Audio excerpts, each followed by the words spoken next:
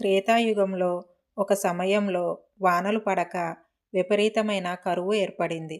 ఆ కరువు కాలంలో తన కుమారుడిని పోషించుకోలేకపోయిన కౌశికుడు అనే మహర్షి ఆ పిల్లవాడిని అడవులలో వదిలి వెళ్ళిపోయాడు.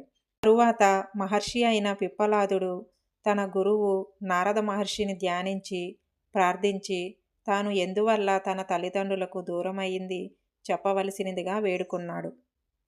శనేశ్వరుని క్రూరదృష్టి వల్ల నువ్వు నీ తల్లిదండ్రులకు దూరమయ్యావు అని నారద మహర్షి చెప్పాడు. అందుకు ఆగ్రహించిన పిప్పలాదుడు శనిగ్రహాన్ని గ్రహమండలం నుండి కింద పడేటట్లు చేశాడు. దానిని చూడడానికి దేవతలందరూ అక్కడికి చేరుకొని పిప్పలాదుని శాంతించమని విన్నవించుకున్నారు.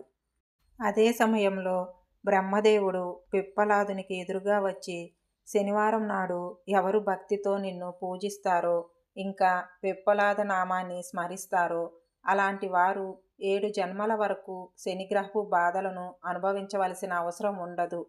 సాధించిన ఈ వరం మూలంగాను ఇతర దేవతల ప్రార్థనల మూలంగాను పిప్పలాదుడు శాంతించి శనీశ్వరుని తిరిగి గ్రహమండలంలో ప్రతిష్ఠించాడు. అంతేకాక 16 సంవత్సరాల ప్రాయం వచ్చే వరకు బాలులను పీడించవద్దు అని ఆయనను విన్నవించుకున్నాడు. అసలు ఈ శని సూర్య భగవానుని భార్య అయిన ఛాయకు మార్గశిర మాసం బహుళ నవమి తిథి నాడు రోహిణీ నక్షత్రంలో పరమేశ్వరుని ఆశీస్సులతో జన్మించాడు. ఈయన వాహనం కాకి. శనీశ్వరుడు పడమటి దిక్కుకు అధిపతి. నలుపు రంగు, నీలం రంగు శనీశ్వరునికి ఇష్టమైన రంగులంటారు. ఇదిలా ఉండగా ఒకరోజు ఆకలికి తట్టుకోలేని శని భోజనం పెట్టమని ఛాయను అడిగితే ఆమె కొంచెం సేపు ఉండమని చెప్పింది. దానితో కోపం వచ్చిన శని కాలుతో ఛాయను తన్నటంతో కోపగించుకున్న ఛాయ శని కాలు కుంటిదైపోవాలని శపించిందంట.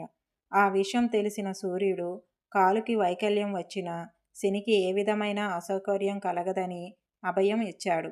అంతటితో ఆగక యముడిని యమలోకానికి పట్టాభిషిక్తుణ్ణి చేసి శనీశ్వరుణ్ణి నవగ్రహాలలో ఒకరిగా చేశాడు.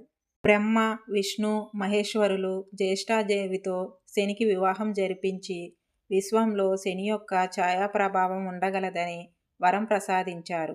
ఈ కారణంగానే శని ప్రభావం దేవాసురులకు మానవాళికి కూడా తప్పలేదు.